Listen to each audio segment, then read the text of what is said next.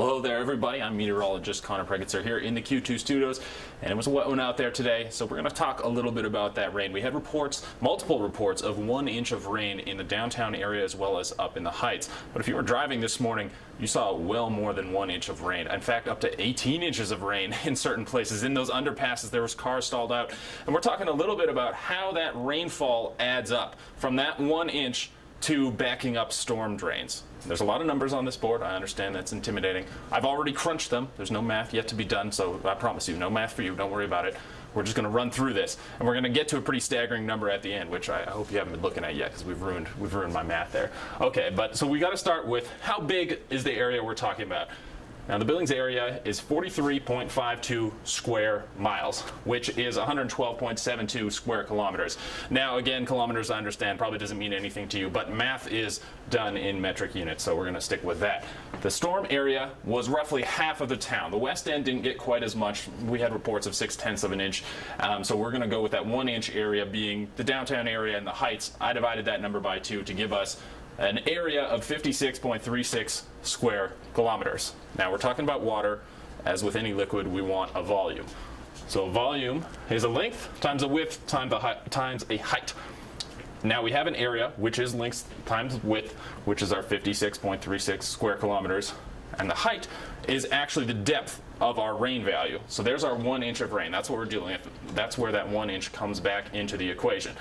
Now again, we need to do some conversions with units. You're going to have to trust me on this math, but 56.36 kilometers squared is 56 million square meters. And we have to start with meters. We can convert back at the end. And that 1 inch of rain is 0.0254 meters. So again, we're all in the same units.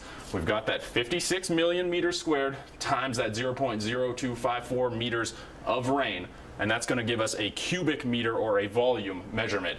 And that number is 1.422 million cubic meters of water. So we've gone from 1 inch of rain to 1.4 million cubic meters of water. Again, cubic meters is a little bit arbitrary, but think of it as a box that's a meter wide, a meter long, and also a meter deep, all filled with water.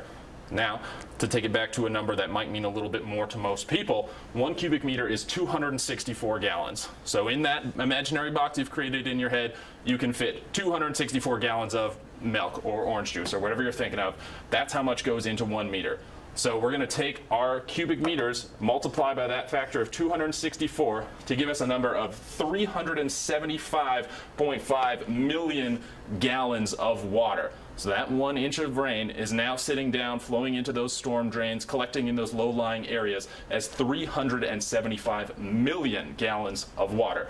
And when that falls in a short period of time, that's more than enough to back up storm drains and leave 18 inches underneath underpasses and stall out cars. Again, a reminder, don't drive through if you see standing water under underpasses. So that's how we go from 1 inch of rain to flooded storm drains and flooded streets like we saw this morning when the NWS issued a warning for urban flooding. That's how the numbers break down. I hope the math didn't stress you out too much. That's how much water we were roughly dealing with in the Billings area this morning.